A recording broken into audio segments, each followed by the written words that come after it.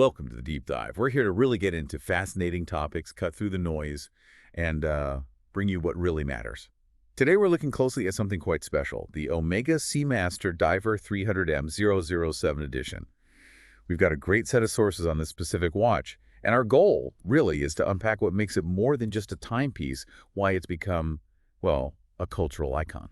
It really is fascinating, isn't it, how an object, designed for something as demanding as deep-sea diving, can become something else entirely, a symbol, really, especially when it gets tied up with a global phenomenon like James Bond. And when you think about this watch, priced around $8,900, you're definitely not just buying something that tells time. It's genuinely one of the coolest, most recognizable movie icons out there. That connection, it goes way beyond just function. Yeah, that Bond connection is incredibly powerful. I mean, it's been the Bond watch since, what, 1995? GoldenEye. Exactly, GoldenEye. Almost 3 decades. That's a serious legacy. Right.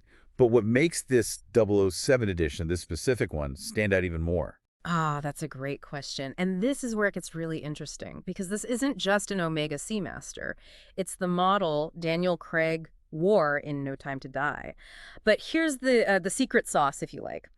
Daniel Craig himself actually had input into the design. Really? Direct input? Yes, direct input, which is pretty rare for movie props or tie-ins.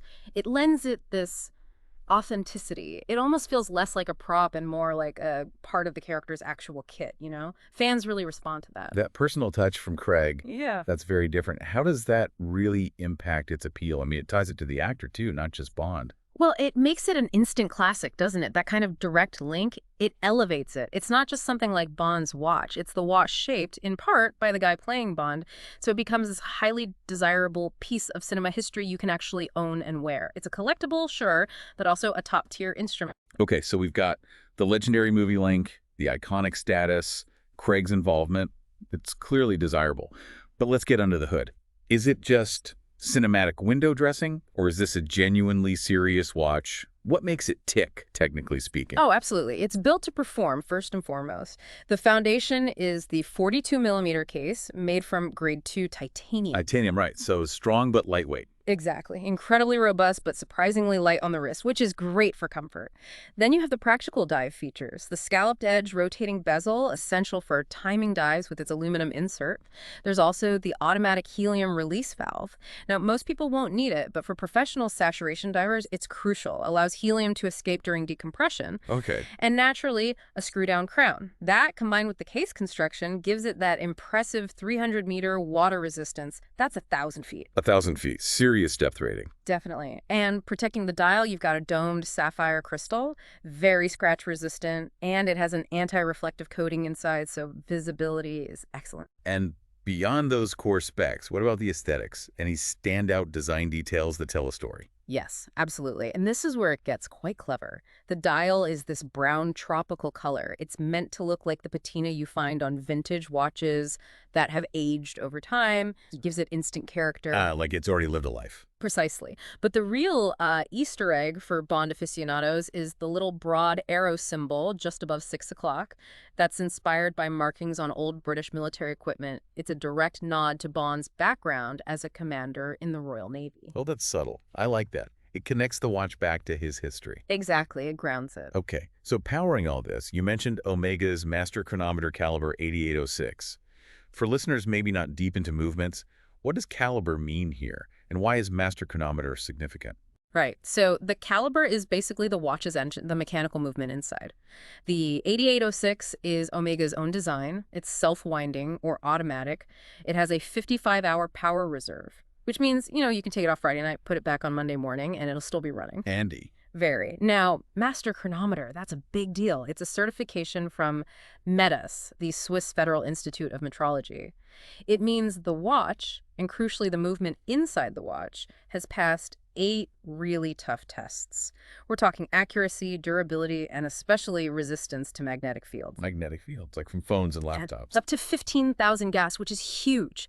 Most mechanical watches struggle with everyday magnetism. This one shrugs it off. It basically guarantees exceptional reliability and precision well beyond the standard chronometer rating. Hmm. It's over-engineered in the best way. Built to withstand pretty much anything then. And you mentioned the size 42 millimeter diameter, 13 millimeter thick, about 49.6 millimeter lug to lug. How does that feel on the wrist? It's also about 93 grams, right? Yep, that's right. And those dimensions are key to how it wears. 42 millimeter sounds maybe large to some, but the lug-to-lug distance, that's the length across the wrist, is quite contained at under 50 millimeter. It means it actually fits a wide range of wrists very comfortably. It doesn't feel too bulky. Okay. And 13 millimeters thick is pretty reasonable for a dive watch with this capability. The weight, 93 grams thanks to the titanium, makes it feel substantial but not heavy. You barely notice it's there sometimes. Right. Comfortable for all-day wear, even during intense activities. Precisely. And Omega backs it all with a 5-year warranty, which shows their confidence in the build quality. And it comes on either a NATO strap or that very cool steel mesh bracelet. Right. They say it's designed for either a dinner jacket or a dive suit. What does that versatility tell us? I think that duality is absolutely central to its appeal and to the Bond character, really. It's undeniably a high-performance tool watch, ready for serious underwater work. No question about its toughness. But the design, the finishing, that tropical dial, the option of the mesh bracelet, it's also refined. It looks just as good with a suit as it does with tactical gear. So it bridges those two worlds. Perfectly. It embodies that Bond, makes the sophisticated spy who can also handle himself in a tough situation. The watch does the same. It doesn't compromise on function or form. That duality really is key. It makes you think how many things are designed with that level of integrated thought. So for you listening, when you connect all these details, the titanium, the META certification, the broad arrow to the Bond story, what does that ultimately reveal? Well, what's so compelling, I think, is seeing how these very practical, very technical dive watch features get woven together so seamlessly with the cinematic story, with Bond's fictional history, even with real military history. It's not just a list of features, it's narrative design baked into a physical object. You're holding something that tells multiple stories at once.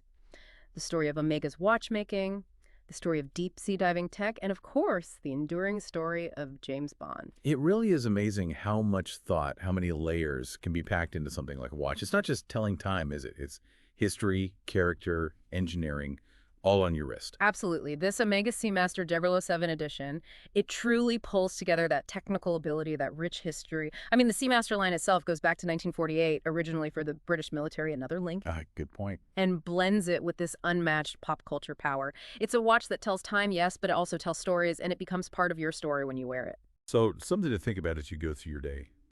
How can a single object like this watch hold so many different narratives, from the ocean depths to global espionage? And what does that ability to contain stories tell us about the real power of design, even in things we think of as purely functional?